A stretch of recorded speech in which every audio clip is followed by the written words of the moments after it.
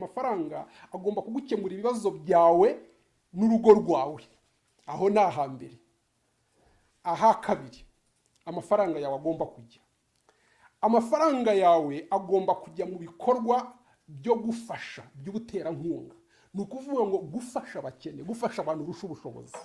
Ni ukuvuga ngo amafaranga yawe agomba no gufasha abantu urusha ubushobozi. Iyo rero mu buzima bwawe uri umuntu udafasha, utibuka abakene, udashobora kugira umuntu agira icyo amara, udashobora gutera inkunga umuntu n'umwe, ukaba uri umuntu gusa ugarukira, ukaba uri umuntu ukoresha amafaranga mu byawe gusa n'urugo rwawe, ariko ukaba udashobora kuzirikana abandi abakeneye ubufasha bwawe. Ni ukuvuga ngo ahangaha naho uba ugifite ikibazo butarasobanukirwa ukuri, kandi ibyo bizatuma Imana itishimira kuguha amafaranga. Kuko Bibiliya tubwira ngo ufashije umukene ngo abagurije Uwiteka, niko Bibiliya itubwira. Aha ni aha kabiri amafaranga yawe agomba kujya. Ahantu ha gatatu amafaranga yawe agomba kujya ni mu bwami bw'Imana. Amafaranga yawe agomba no gukora ku gice cy'umwuka. Amafaranga yawe agomba kugira ibikorwa akora byagura ubwami bw'Imana.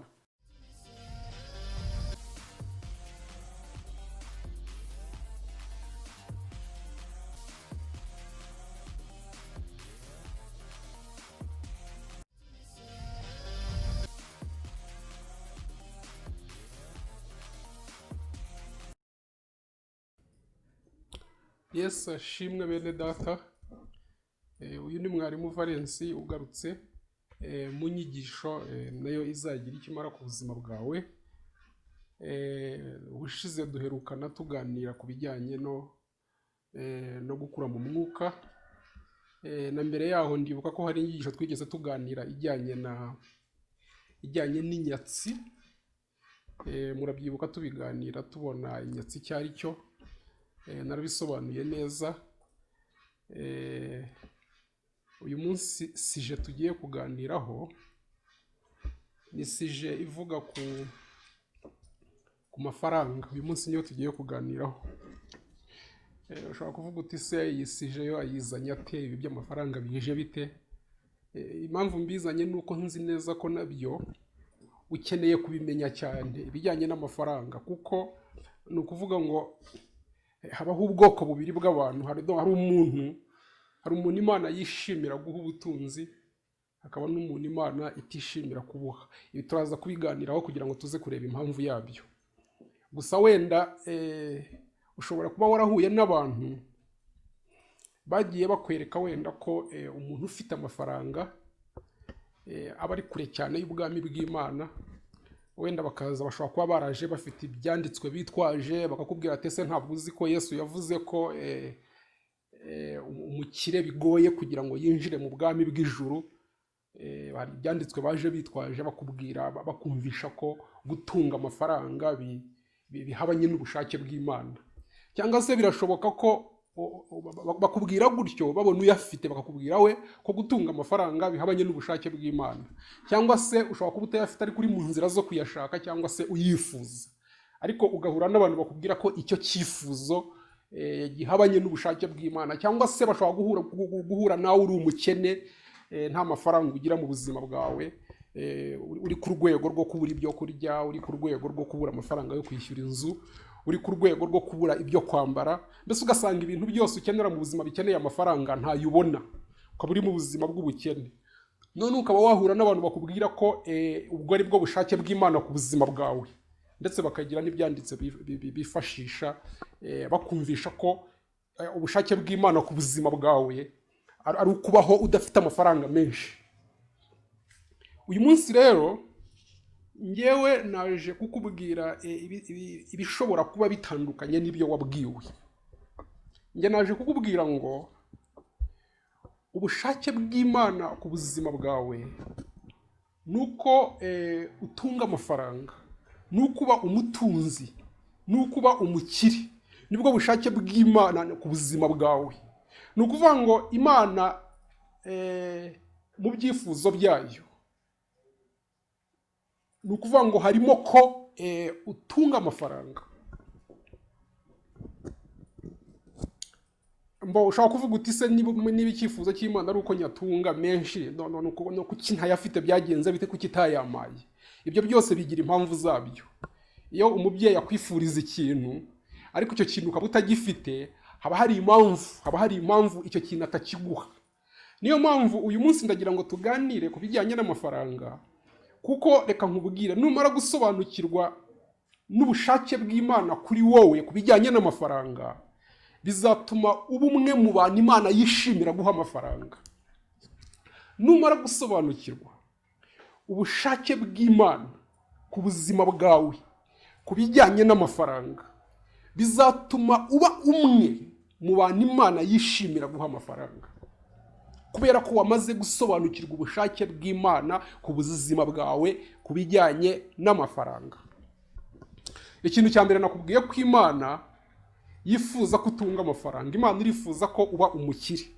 Wenda tugiye gukoresha ibyanditswe kugira ngo bitaza kwitwa ko ari njye ubivuze, cyangwa se ukibaza ngo mbikuye hehe, cyangwa ukaba wibwira ko ari amarangamutima yanjye. Tugiye gukoresha ibyanditswe kugira ngo wumve ko ubukire cyangwa se ubutunzi cyangwa gutunga amafaranga ari ibintu biri mu bushake bw'Imana. Tujya mu Migani 10 umurongo wa 22, biratubwira ngo umugisha Uwiteka atanga uzana ubukire, ngo kandi nta mubabaro yongeraho. Ndagira ngo wumve, Imana irifuza ko uba umukire, kuko ngo umugisha Uwiteka atanga ngo uzana ubukire. Ndagira ngo wumve, ubukire ni kimwe mu bintu umugisha ushobora kukuzanira. Ngo umugisha Uwiteka atanga uzana ubukire. Ndagira ngo wumve ko kuba umukire ari ibintu biri mu bushake bw'Imana ku buzima bwawe. Reka turebe ikindi cyanditswe. Imigani 22 umurongo wa 4. Imigani 22 umurongo wa 4 haratubwira ngo uwicisha bugufi akubaha Uwiteka, ingororano ye ni ubukire, icyubahiro n'ubugingo. Ndagira ngo wumve, umuntu wicisha bugufi akubaha Uwiteka, ni ukuvuga ngo imwe mu ngororano z'uwo muntu harimo n'ubukire. Ndagira ngo wumve ko ubukire bushobora kuza nk'ingororano yuko wicisha bugufi ukubaha Uwiteka. Tujya no mu Gutegekwa kwa 2:8-18. Turimo turakoresha ibyanditswe kugira ngo mwumve ko ibyo tuba tubabwira ntabwo aba ari amarangamutima yacu, ahubwo ni ukuri kw'ijambo ry'Imana. Ugutegekwa kwa 2:8-18 haratubwira ngo ahubwo uzibuke Uwiteka Imana yawe, kuko ari yo iguha imbaraga zikuronkesha ubutunzi. Ngo Imana niyo iguha imbaraga zikuronkesha ubutunzi. Ibi byanditswe bitatu biratwereka ko icyifuzo cy'Imana ku buzima bwacu nuko tuba batunzi, nuko tugira amafaranga pe aduhagije, kuko tubonye ibyanditswe bitatu biduhamiriza.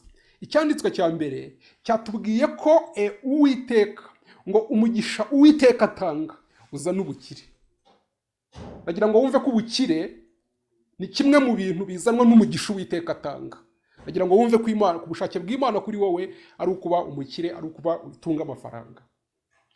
Kabiri, ahandi twabonye ko umuntu wicisha bugufi ngo akubaha Uwiteka, imwe mu ngororano ze ngo harimo n'ubukire.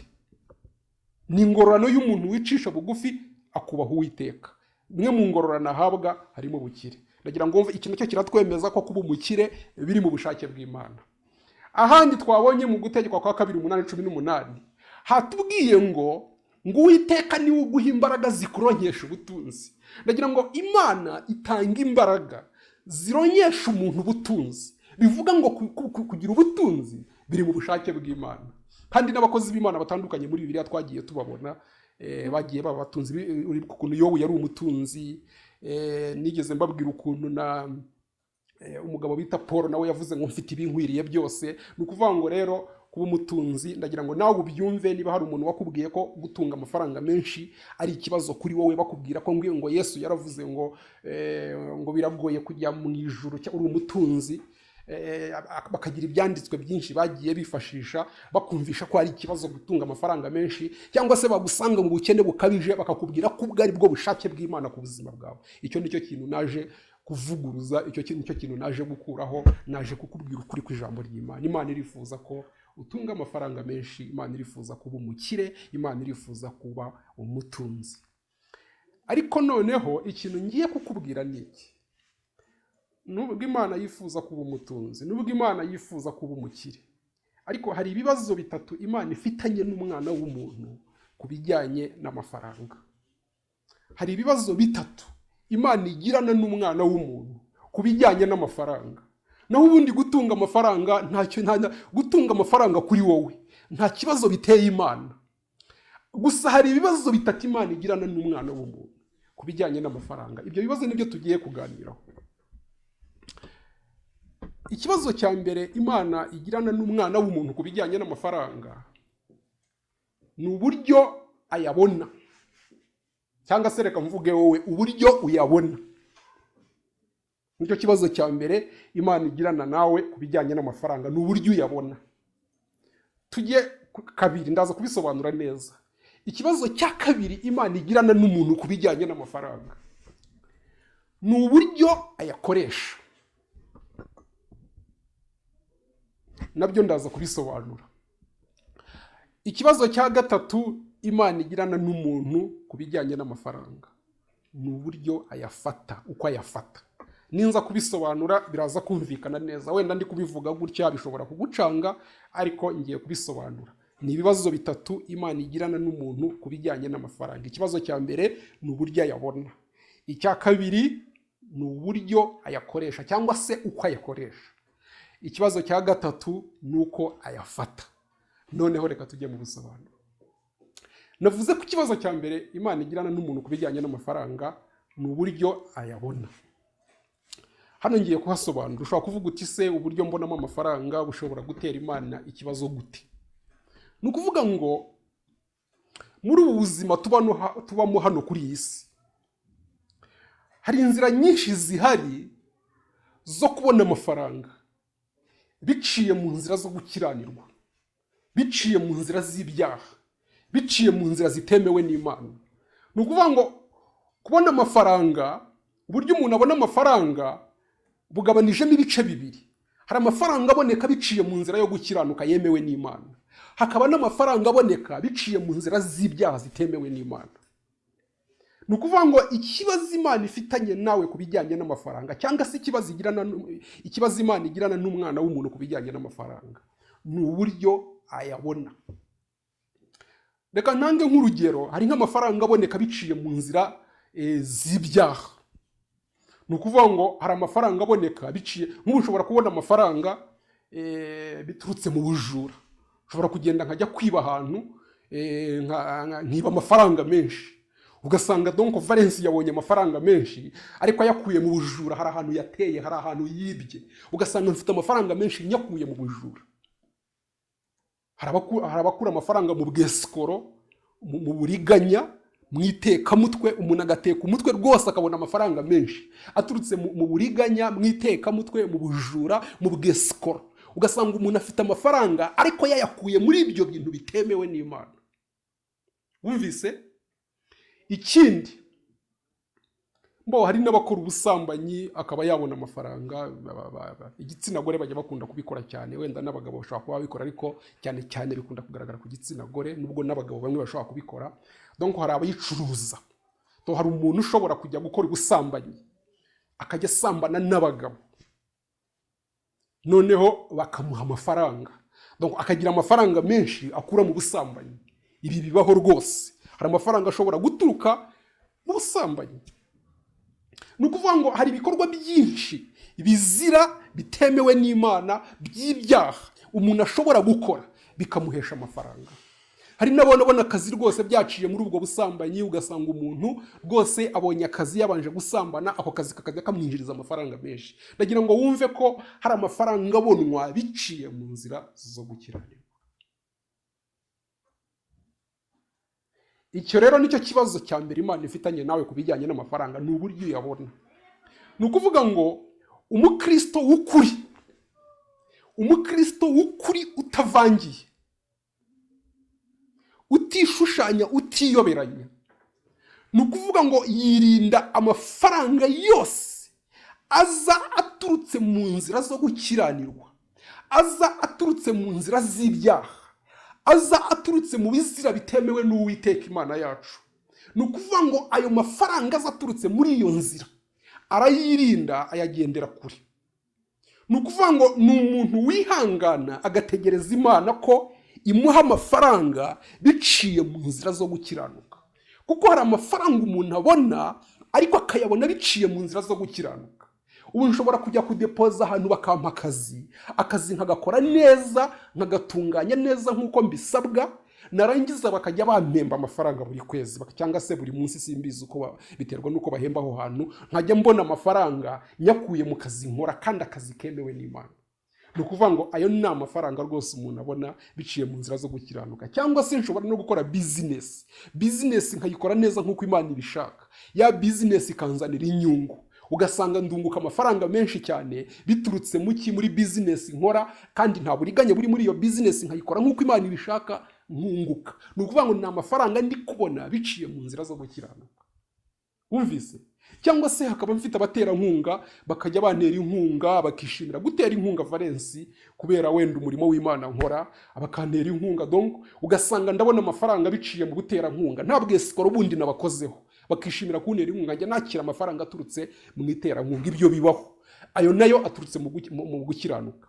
Ariko hari amafaranga umuntu abona biciye mu nzira zo gukiranurwa nk'uko nahoze mbisobanura.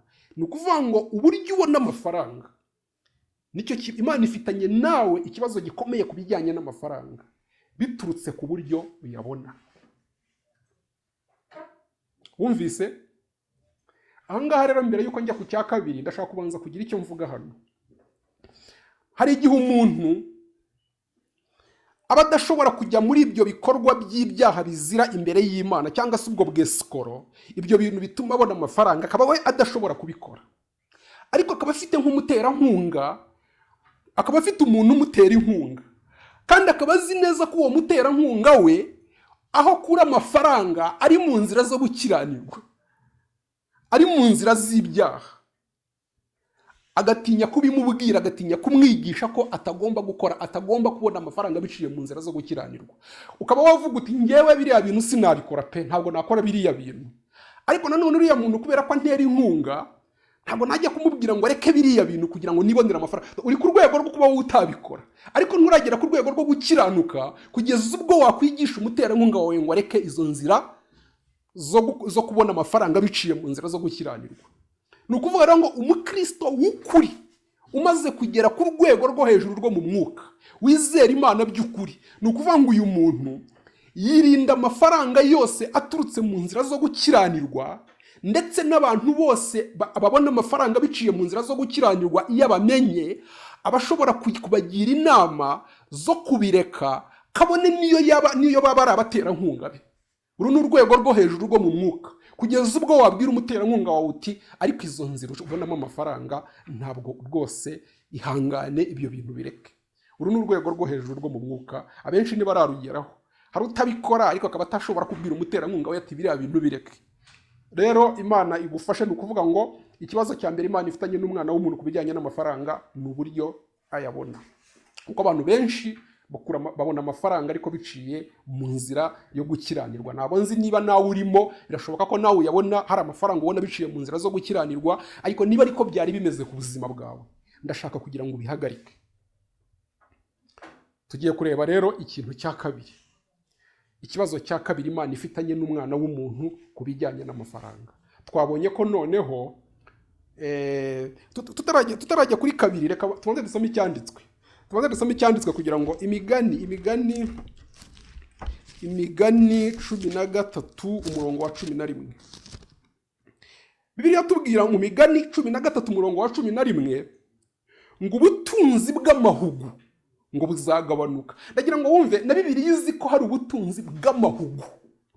Ubu ni ubutunzi bwaje buturutse mu mahugu, ni ubutunzi bwaje buturutse mu nzira zitemewe n'Imana. Na Bibiliya irabizi ko bibaho ngo ubutunzi bw'amahugu. Ni ukuvuga rero ngo amafaranga yose azaza ku buzima bwawe, cyangwa inzira zose uzabona zaguhesha amafaranga, ariko ukaba uzi ko izo nzira zitemewe n'Imana, ukaba uzi ko biturutse mu byaha, mu bizira, ayo mafaranga wowe nk'umukristo, wowe nk'umukozi w'Imana, wowe nk'umuntu wakijijwe, ni ukuvuga ngo ayo mafaranga ugomba kuyagendera kure.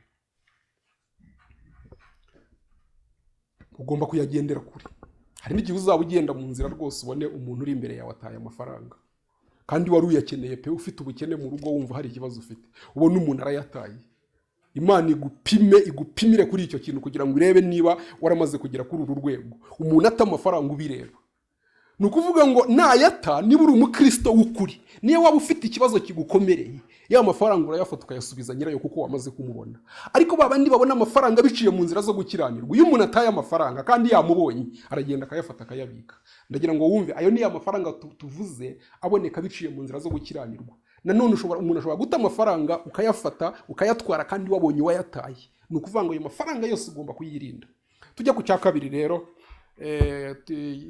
Ikibazo cya kabiri Imana igirana n'umuntu ku bijyanye n'amafaranga, noneho ni uburyo ayakoresha. Uburyo ayakoresha. Noneho aha naho ngiye kuhasobanura. Bibaho mu buzima ko umuntu kiriya kibazo cya mbere ashobora kuba yaragikemuye mu buzima bwe. Akaba ari umuntu rwose wirinda amafaranga yose aza ku buzima bwe aturutse mu nzira zo gukiranirwa. Akaba ari umuntu ubyirinda.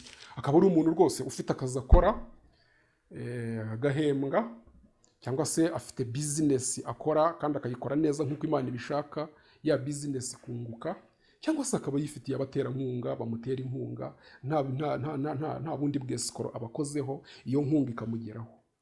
Ariko noneho ikibazo kikaza kuba hariya ha kabiri, donc uburyo yakoresha, akagirana n'Imana ikibazo mu buryo akoresha ayo mafaranga. Amafaranga yabonetse biciye mu nzira zo gukiranuka zemewe n'Imana, ariko noneho uburyo yakoresha nabyo bishobora gutuma Imana igirana nawe ikibazo kubera uburyo akoresha amafaranga yabonye, nubwo ayo mafaranga yaturutse mu nzira zo gukiranuka.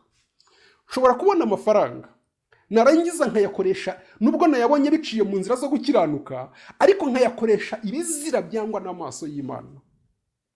Hari abantu babona amafaranga, nk'ubu ni urugero, nshobora kubona amafaranga narangiza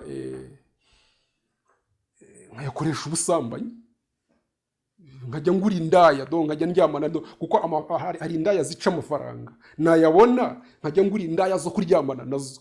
Urumva amafaranga nshobora kuba nayabonye mu nzira zo gukiranuka, kuko ni umushahara bambembye ku kazi nkora, nayabonye mu nzira zo gukiranuka.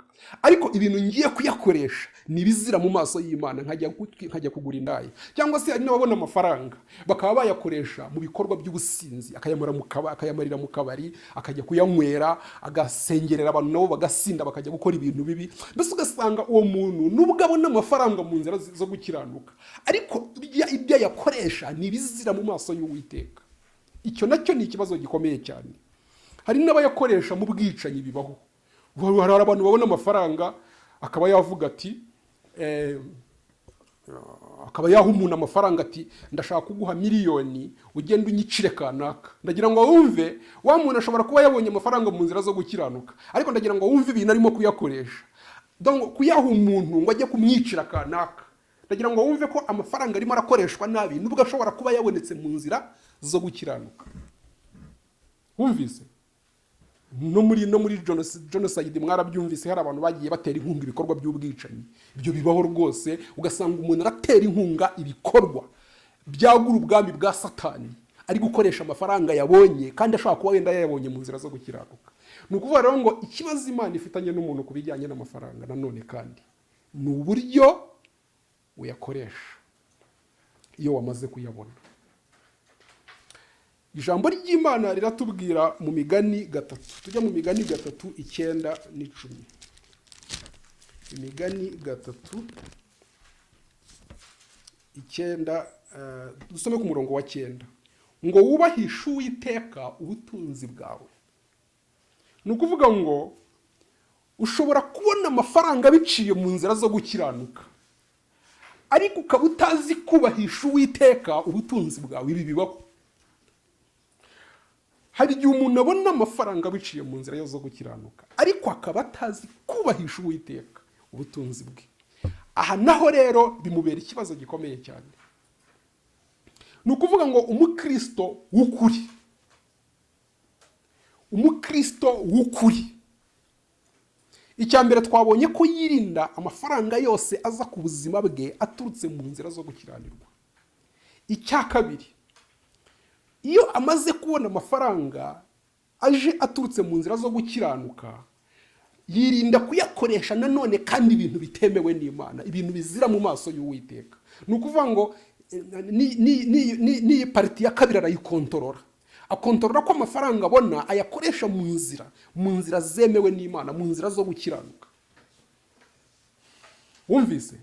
Iki rero turakirangije cya kabiri, ikibazo Imana igira n'umuntu ku bijyanye n'amafaranga ni uburyo ayakoresha. Tugiye kuri gatatu rero, tugiye kureba ikibazo cya gatatu Imana igirana n'umuntu ku bijyanye n'amafaranga. Hano rero ni uburyo umuntu ayafata, uburyo uyafata. Birashoboka ko amafaranga yawe uyabona biciye mu nzira zo gukiranuka, ndetse birashoboka ko ibyo uyakoreshamo atari ibizira mu maso y'Uwiteka. Birashoboka ko amafaranga ubona ahahira urugo rwawe, birashoboka ko amafaranga ubona yishyurira abana ku ishuri minervari, ndetse hakaba hari n'ibindi bikorwa akora mu rugo iwawe, ariko Bibiliya itabuza. Urumva aha mbere n'aha kabiri wabikosoye, ariko aha gatatu uburyo uyafata. Ariko ugasanga ayo mafaranga nubwo uyabona biciye mu nzira zo gukiranuka, kandi n'ibintu yakoresha akaba atari ibintu Bibiliya ibuza, ariko uko uyafata nabyo bikaza kugutera ikibazo, bikaza kuba ikibazo hagati yawe n'Imana. Ni ukuvuga ngo hari abantu amafaranga abera ikigirwamana. Wumvise? Hari umuntu ubona amafaranga akibwira ko ayo mafaranga azaba igisubizo cy'ubuzima bwe, mu gihe tuzi ko Yesu ari we gisubizo, wowe ukaba uri umuntu ufata ko amafaranga ari cyo gisubizo cy'ubuzima bwawe. Wumvise? Ukaba uzi uti ubwo nyabonye azankemurira ibibazo byose nzahura nabyo mu buzima. Ningira indwara ndwara, nzaba nshobora kwivuriza ahantu hose nshaka ko ndayafite menshi. Ukumva ko amafaranga azakurinda indwara, ko n'indwara yose izakuzaho uzahita wivuza kuko ufite ubushobozi bwo kwivuza ahantu hose ukeneye kwivuriza. Ukumva mbese ko amafaranga azakurinda indwara, ukumva ikindi ko amafaranga azakurindira umutekano, ukumva ko ntacyo uzaba kurinzwe kubera amafaranga ufite. Ukibwira ko ntacyo uzaba kuko mfite abantu bandinda, mfite abasekirite barinda ubuzima bwanjye, ni ukuvuga ngo ntacyo nzaba. Donc ukiringira amafaranga, ugasanga ibyiringiro byawe biri mu mafaranga aho kugira ngo wiringire Imana. Ugasanga amafaranga niyo wiringiye, ko azagukorera ibyo ushaka byose, ko azakubera igisubizo cy'ubuzima bwawe, ko azakuzanira uburinzi bwose ukeneye. Mbese ukibwira ko nta kintu uzaba na kimwe ufite amafaranga. Mbese ugasanga amafaranga kubereye ikigirwamana. Ni ukuvuga ngo ibyo noneho bikaza, ni ukuvuga ngo iyo bimeze bitya, iyo umuntu afata amafaranga kuri ubu buryo bigenda bite? Ni ukuvuga ngo iyo umuntu afata amafaranga nk'ikintu kizamukemurira ibibazo byose azahura nabyo, ni ukuvuga ngo ya mafaranga aza kugira ingaruka ku buzima bwe bwo mu mwuka. Ni hahandi usanga umuntu ubusabane bwe n'Imana butangiye guhungabana, kuko mbere yari afite ubusabane bwiza, ubusabane hagati ye n'Imana bwari bumeze neza atarabona amafaranga. Kuko wenda yaravugaga ati ubusabane hagati yanjye n'Imana nibumera neza Imana izandinda. Ariko aho amariye kubona amafaranga, none harizera ko amafaranga azamurinda, bigatuma bwa busabane hagati ye n'Imana buhungabana kubera amafaranga yabonye. Ugasanga n'uburyo yitwararikaga ku mategeko y'Imana nabwo bwavuyeho, nta cyitwararika ku mategeko y'Imana. Kuko mbere yitwararika ku mategeko y'Imana agira ngo Imana igire ibyimukorera kandi Imana imurinde. None yabonye amafaranga, arizera ko amafaranga azamukorera byose kandi akamurinda, bigatuma noneho n'uburyo yitwararikaga ku mategeko y'Imana bihungabana. Ugasanga umuntu ntacyubaha ibyo yubahaga mbere. Ugasanga n'abakozi b'Imana bamufashije gusenga kugira ngo agere ku rwego ariho, arabasuzugura cyane, arasuzugura abakozi b'Imana bari mu mwuka w'Imana. Kubera iki? Amafaranga. Kubera iki? Kubera uko afata amafaranga, azi ko ubwo yabonye amafaranga yabonye byose, azi ko amafaranga azamuzanira uburinzi, azi ko nta kibazo na kimwe azahura nacyo ayafite. Bivuga ngo amafaranga yabaye nk'ikigirwamana mu buzima bwe, bikaza guhungabanya rero ubuzima bwe bwo mu mwuka. Ni ukuvuga rero ngo uko ufata amafaranga nabyo bishobora kuba ikibazo hagati yawe n'Imana, uko uyafata. Wumvise? Icya mbere twabonye uko uyabona, icya kabiri tubona uko uyakoresha, icya gatatu tubona ko uko uyafata. Ibyo bintu bitatu nibyo bintu bishobora gutuma ugirana n'Imana ikibazo ku bijyanye n'amafaranga. Ni ukuvuga ngo dusubiye gato kuri kiriya kintu cya kabiri twavuze ngo uburyo umuntu akoresha amafaranga, ni ukuvuga ngo ubundi amafaranga y'umuntu ni ahantu hatatu agomba kujya. Iyo amafaranga yawe atajya ahantu hatatu ndibuze kuvuga mu kanya, ni ukuvuga ngo ubufitanye, ni ukuvuga ngo ntabwo buragasobanukirwa neza ubushake bw'Imana kuri wowe ku bijyanye n'amafaranga. Ndaza kubasobanurira mu kanya, reka tubanze dusome icyanditswe kiri muri Timoteyo wa mbere 6:17. Timoteyo wa mbere 6:17, twumva uko hatubwira. Timoteyo wa mbere 6:17 haratubwira ngo wihanangirize abatunzi bo mu by'iki gihe kugira ngo be kwibona cyangwa kwiringira ubutunzi butari ubwo kwizigirwa, ngo ahubwo biringira Imana iduha byose itimana, ngo tubinezererwe. Ndagira ngo wumve ko hano Bibiliya tubwira ngo ubutunzi ntabwo ari ubwo kwizigirwa. None wowe ubutunzi wabuhinduye ibyiringiro byawe, kandi Bibiliya avuga ngo ubutunzi ntabwo ari ubwo kwizigirwa. Baratubwira ngo ahubwo twiringira Imana ngo yo iduha byose. Bivuga ngo Imana niyo yaguha byose, ariko amafaranga ntiyaguha byose. Wumvise?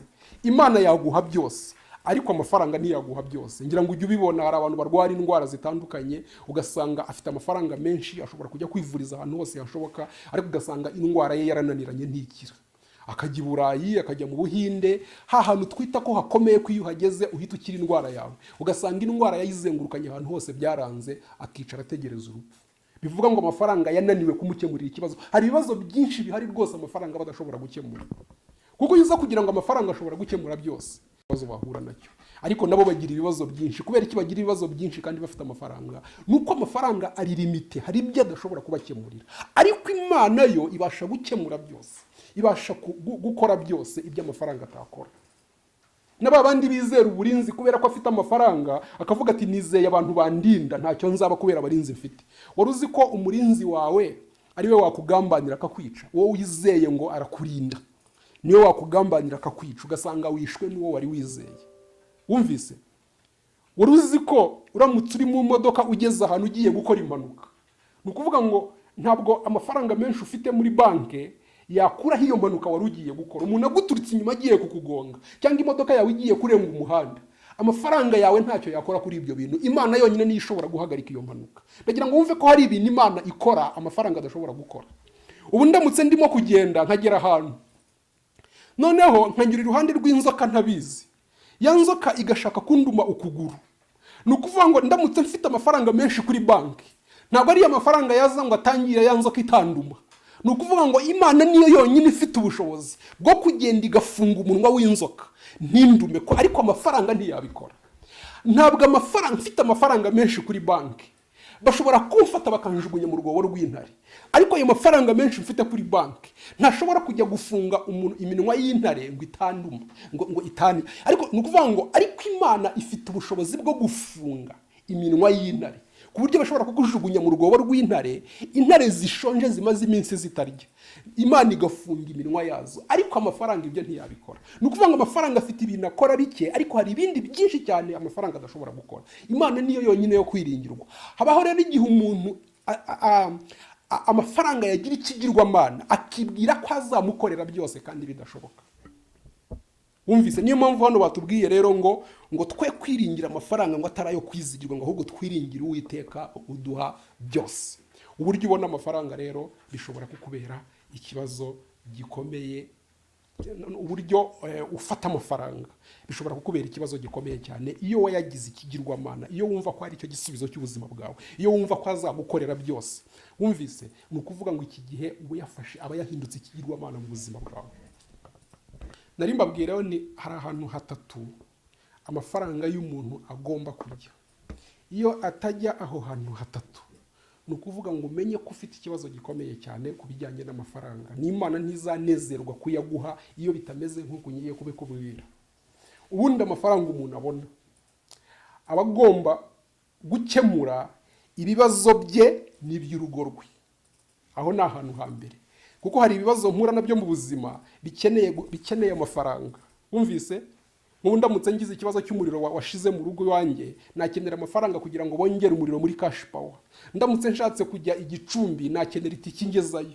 Ndamutse nshatse kujyana umwana mu ishuri, nakenera minerivari. Ni ukuvuga ngo hari ibibazo uzahura nabyo mu buzima bikeneye amafaranga. Ni ukuvuga ngo amafaranga agomba kugukemura ibibazo byawe n'urugo rwawe.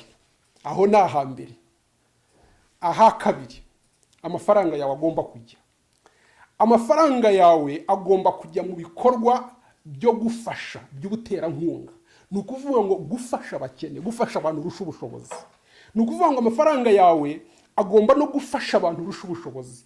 Iyo rero mu buzima bwawe uri umuntu udafasha, utibuka abakene, udashobora kugira umuntu agira icyo amara, udashobora gutera inkunga umuntu n'umwe, ukaba uri umuntu gusa ugarukira ukaba uri umuntu ukoresha amafaranga mu byawe gusa n'urugo rwawe, ariko ukaba udashobora kuzirikana abandi abakeneye ubufasha bwawe. Ni ukuvuga ngo ahangaha naho uba ugifite ikibazo butarasobanukirwa ukuri, kandi ibyo bizatuma Imana itishimira kuguha amafaranga. Kuko Bibiliya tubwira ngo ufashije umukene ngo abagurije Uwiteka, niko Bibiliya itubwira. Aha ni aha kabiri, amafaranga yawe agomba kujya. Ahantu ha gatatu amafaranga yawe agomba kujya ni mu bwami bw'Imana. Amafaranga yawe agomba no gukora ku gice cy'umwuka. Amafaranga yawe agomba kugira ibikorwa akora byagura ubwami bw'Imana. Uranyumvise? Amafaranga yawe agomba kujya mu bikorwa byagura ubwami bw'Imana. Iyo rero amafaranga yawe nta kintu na kimwe akora cyagura ubwami bw'Imana, ni ukuvuga ngo utaramenya neza uko amafaranga yawe agomba gukoreshwa, bituma n'Imana itakunezererwa kuguha amafaranga. Uzasome mu gitabo cya Hagayi igice cya mbere. Ntabwo ngiye kuhasoma kuko mba ndimo ncungana n'iminota, ariko ntabwo, ni ukuvuga ngo iyo amafaranga yawe nta kintu na kimwe akora cyagura ubwami bw'Imana, ni ukuvuga ngo umenye ngo ufitanye ikibazo n'Imana ku bijyanye n'amafaranga. Mu gitabo cya Hagayi niho batubwira abantu bitaye ku mazu yabo. Amazu yabo aba meza cyane, ariko inzu y'Imana barayirengagiza. Uze gusoma mu gitabo cya Hagayi uraza kumva ibintu Imana yabwiye abo bantu. Bari bariho umuvumo. Ni ukuvuga ngo amafaranga yawe agomba kujya ahantu hatatu. Ni ukuvuga rero ngo hari abantu babona amafaranga ugasanga aragarukira gusa ku byo we akeneye n'urugo rwe, ugasanga nta handi hantu amafaranga ye ajya. Ngewe Valens n'urugo rwanjye nta bandi, abakene wapi ntacyo mbarebaho, n'ubwami bw'Imana ntacyo mburebaho. Niba ariko nawe uteye, niba ubona amafaranga akagarukira kuri bezuwe zawe, ku byo ukeneye wowe n'urugo rwawe, akaba abakene ntacyo barebaho n'ubwami bw'Imana, ndashaka kukubwiza ukuri ko ntagura. Ni ukuvuga ngo hagati yawe n'Imana ku bijyanye n'amafaranga haracyari n'ikibazo. Nanone birashoboka ko umuntu yabona amafaranga akaba akemura iby'urugo rwe ndetse ibibazo bye n'urugo rwe. Nanone kandi wenda hakaba hari abakene afasha, wenda hari umuturanyi w'umukene afasha, birashoboka. Ugasanga icyo cya kabiri nacyo aragikora, hari abantu afasha. Ariko ugasanga nanone biragarukiraho mu bwami bw'Imana ho nta kintu na kimwe ahakora. Nanone ni ikibazo kuba uyakoresha iwawe mu rugo n'abawe ndetse ugafasha n'abakene. Ibyo ni byiza rwose, biri mu bushake bw'Imana. Ariko hari akandi kantu wabuzeho, no mu bwami bw'Imana amafaranga yawe agomba kugira ikintu ahakora. None si iyo tuvuga ngo icyacumi bivuga iki? Icyacumi ni amafaranga ajya gufashwa mu bwami bw'Imana. Numvise? Ni ukuvuga ngo hari ibikorwa ugomba gukora byagura ubwami bw'Imana. Iyo rero amafaranga yawe ajya ahantu hatatu tuvuze, akemura ibibazo byawe n'urugo rwawe, warangiza ukibuka no gutera inkunga abakeneye inkunga yawe, akeneye ubufasha, gufasha abakene, warangiza kandi amafaranga yawe akagira n'ibikorwa akora byagura ubwami bw'Imana, ni ukuvuga ngo uyu uri umuntu wamaze gusobanukirwa. Uyu niwe muntu Imana yishimira guha amafaranga. Uyu niwe muntu Imana yishimira guha ubutunzi. Uyu niwe muntu Imana imanuriraho umugisha w'ubutunzi. Ni umuntu wubahiriza ibi bintu twavuze. Uburyo abona amafaranga biciye mu nzira zo gukiranuka. Kabiri, uburyo akoresha amafaranga nabyo biciye mu nzira, biri mu nzira, ikintu kitari cyo gukiranuka cyangwa se kitari mu bushake bw'Imana ntabwo yagikoresha amafaranga ye, akayakoresha nk'uko twavuze ahantu hatatu. Noneho gatatu, kandi amafaranga ugasanga n'ubwo uyafite ariko ntabwo wayagize ibyiringiro byawe, n'ubwo uyafite ugasanga ariko wowe urakomeza kwiringira Imana, urakomeza kubaha Imana, ubusabane bwawe n'Imana burakomeje, kwitwararika ku mategeko y'Imana nabyo birakomeje. Ni ukuvuga ngo icyo nicyo Imana ibishaka. Iyo rero ibi bintu umaze kubikemura mu buzima bwawe, niho Imana yishimira kuguha amafaranga. Aha rero niho uzagendana na wa mugisha uri mu gutegekwa kwa kabiri, aho Bibiliya itubwira ngo Imana izaha umugisha imirimo y'amaboko yawe. Ni ukuvuga ngo iyo uteye utya, ibintu wamaze kubisobanukirwa ukabitunganya, ni ukuvuga ngo ibintu byose uzakora, imirimo y'amaboko yawe, Imana iyiha umugisha, Imana iguha imbaraga zikuronkesha ubutunzi. Buri kintu cyose ugerageje gukora, Imana igiha umugisha kandi kikagenda neza, ariko bisaba kuba uri umuntu usobanukiwe. Benshi ntabwo bari babisobanukirwa, rero niyo mpamvu usanga batamenya uburyo bagomba gukoresha amafaranga yabo. Ngiye kukubwira rero ibintu, ni ukuvuga ngo amafaranga akora ibintu bibiri ku buzima bw'umuntu, kuko hari ubwoko bubiri bw'abantu. Hari abanyembaraga mu mwuka, hakaba n'abanyantege nke mu mwuka. Hari abana mu mwuka, hakaba n'abantu bakuze mu mwuka. N'ubwoko bubiri bw'abantu bubaho, habaho abana mu mwuka n'abakuze mu mwuka. Hari abanyantege nke mu mwuka n'abanyembaraga mu mwuka. Iyo amafaranga ageze ku muntu w'umunyantege nke mu mwuka, cyangwa se umuntu ukiri umwana mu mwuka, ni ukuvuga ngo aya mafaranga amubera ikigusha n'igisitaza, ndetse aya mafaranga yakwihutisha kurimbuka kwe, yamukururira ibyago n'amakuba akazabura n'ubugingo. Ni ukuvuga ngo amafaranga ahinduka ikibazo ku buzima bw'uyu muntu yamugezeho. Iyo asanze ari umunyantege nke mu mwuka, amubera ikigusha n'igisitaza, akihutisha kurimbuka kwe, akamuzanira ibyago n'amakuba, aho kugira ngo amubere igisubizo, ahubwo akamubera ikibazo. Ariko noneho iyo amafaranga ageze ku munyembaraga mu mwuka, ku muntu umaze gukura mu mwuka, ya mafaranga amubera igisubizo. Ya mafaranga amworohereza gukora ibikorwa byiza binezeza Imana kandi bihesha icyubahiro, ku buryo usanga we amafaranga ahubwo amubereye igisubizo, bigatuma ndetse n'ibikorwa binezeza Imana yari yarananiwe gukora agatangira kubikora. Ugasanga wenda n'urugero, niba narashoboraga kubwiriza muri Kicukiro gusa, namara kubona amafaranga nkavuga noneho ngiye kujya ntega intege njya kubwiriza no mu yindi migabane, ngiye kujya njya kubwiriza ahantu ntashoboraga kugera, ngiye kugura ibyuma by'ikoranabuhanga ntangire kugira iki, ntangire kubwiriza abantu, ubutumwa bwanjye butangire kugera ku bantu butashoboraga kugeraho kubera ko nabonye amafaranga. Ngiye kugura imodoka izamfasha mu murimo w'Imana, ngiye gushyiraho chaîne ya televiziyo izajya ivuga ijambo ry'Imana, abantu benshi bagafashwa. Ni ukuvuga ngo iyo amafaranga ageze ku muntu umaze gukura mu mwuka, amubera igisubizo, kuko ayakoresha mu bikorwa byagura ubwami bw'Imana, bityo bigatuma imigisha y'Imana yiyongera ku buzima bw'uwo muntu. Wumvise? Ndagira ngo ubyumve rero nguko uko ibintu biteye. Ni ukuvuga rero ngo numara gukemura iki kibazo, numara gusobanukirwa ibintu nkubwiye, ni ukuvuga ngo Imana igiye kumanuka gukorana nawe. Ikintu cyose uzagerageza gukora, ikintu cyose uzakoresha amaboko yawe, Imana izaguha umugisha. Ibindi tuzabiganira ubutaha, ariko ndashaka kugusengera Imana yo mu ijuru kugira ngo igufashe, kugira ngo amafaranga atazakubera ikigusha n'igisitaza, amafaranga atazakubera ikibazo mu buzima. Kandi igiye kugusengera Imana kugira ngo Imana iguhe ubwenge bwo gukoresha amafaranga, kuko hari umuntu uba ufite amafaranga ariko adafite ubwenge bwo kuyakoresha. Ni ukuvuga ngo ibintu ngiye kugusabira Imana ni ibintu bigera ngira ngo ni kuri bitatu. Ikintu cya mbere ngiye kugusengera Imana, nakubwiye ngo hari igihe umuntu aba ari ku rwego rwo hasi rwo mu mwuka rutuma Imana itishimira kumuha amafaranga, kuko ibizi neza ko niyamuha azamubera ikigusha n'igisitaza. Ngiye kugusengera Imana kugira ngo igufashe, nawe ujye ubishyira mu masengesho yawe. Imana igukure ku rwego rwo mu mwuka uriho, ikuzamure ku rundi rwego rwo mu mwuka, n'urwego umuntu ageraho ku buryo adashobora kugushwa n'amafaranga ngo amusubize inyuma. Ibyo ni ryo sengesho ngiye kugusengera rya mbere. Irindi sengesho rya kabiri ngiye kugusengera ni ukugira ngo Imana iguhe ubwenge bwo gukoresha amafaranga. Wari ubizi ko hari umuntu uba udafite ubwenge bwo gukoresha amafaranga, yayabona akayakoresha mu buryo butarimo ubwenge. Iki nacyo ndaza kukigusengera kugira ngo Imana ikigufashemo, iguhe ubwo bwenge.